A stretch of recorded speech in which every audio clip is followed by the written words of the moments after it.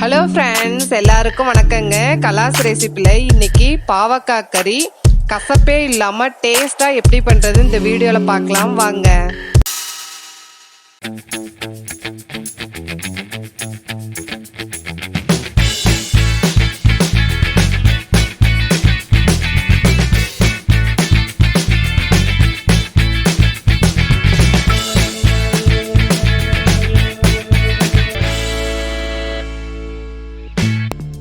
½ kg பாவக்காவை சின்ன சின்னதாக cut பண்ணி எடுத்து வச்சுக்கலாம். சின்ன எலுமிச்சப்பழம் சைஸு புளி எடுத்து சாப்பாட்டு அரிசி ஊற வச்ச தண்ணியில் ஊற வச்சிடலாம். இது கரைச்சி ரெடியாக வச்சுருக்கோம், இருக்கட்டும். கடாயில் கொஞ்சம் அதிகமாக நல்லெண்ணெய் சேர்த்துக்கோங்க. எண்ணெய் சூடான உடனே 1/4 டீஸ்பூன் கடுகு உளுத்தம் பருப்பு. கடுகு வெடித்த உடனே 15 பல்லு பூண்டு இடித்து வச்சுருக்கோம், அதை சேர்த்து நல்லா எண்ணெயிலே வதக்கிக்கலாம்.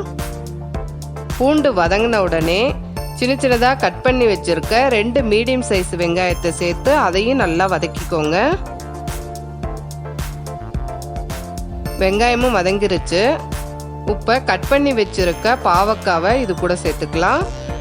கொஞ்சம் பெருங்காயம், 1/4 டீஸ்பூன் மஞ்சள், 1 டீஸ்பூன் மிளகாய்த்தூள், நம்ம டெய்லி சாம்பாருக்கு யூஸ் பண்ணுற சாம்பார் பொடி 1½ டீஸ்பூன். இதுக்கு கொஞ்சம் காரம் அதிகமாக இருந்தாதாங்க நல்லா இருக்கும். கடைசியில் டேஸ்ட்டு பார்த்துட்டு சேர்த்துக்கலாம். இது எல்லாம் எண்ணெயிலே நல்லா வதங்கட்டும்.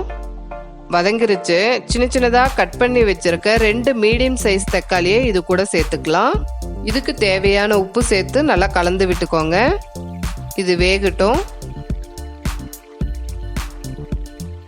இது கூட 1 டீஸ்பூன் வெல்லம், ½ டீஸ்பூன் சர்க்கரை, ரெண்டுமே சேர்த்துக்கோங்க. டேஸ்ட்டு நல்லா இருக்கும். கடலைப்பருப்பு ஒரு சின்ன குழிக்கரண்டி அளவு எண்ணெயில் வறுத்து போட்டுக்கலாம். இது அப்ராக்சிமேட்டாக 3 டீஸ்பூன். இது சேர்த்தா ரொம்ப டேஸ்டாக இருக்குங்க. வயசானவங்களா இருந்தால் இது பார்த்து சேர்த்துக்கோங்க.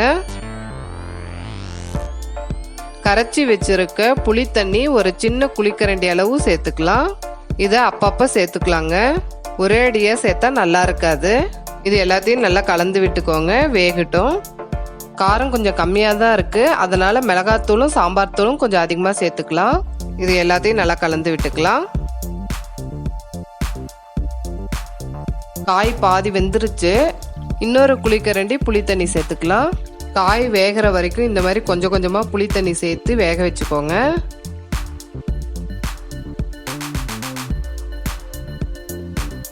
காய் வெந்துருச்சு.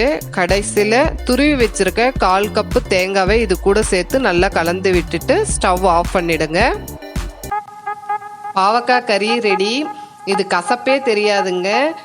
இதை கூட்டோட சாத்தில் பிசைஞ்சு சாப்பிட்டிங்கன்னா ரொம்ப நல்லா இருக்கும். இதை ட்ரை பண்ணி பார்த்துட்டு உங்களுடைய கமெண்ட்ஸை எனக்கு ஷேர் பண்ணுங்க. இந்த வீடியோ உங்களுக்கு பிடிச்சிருந்ததுன்னா கலாஸ் ரெசிபிக்கு சப்ஸ்கிரைப் பண்ணுங்க. பெல் ஐக்கானை கிளிக் பண்ண மறந்துடாதீங்க.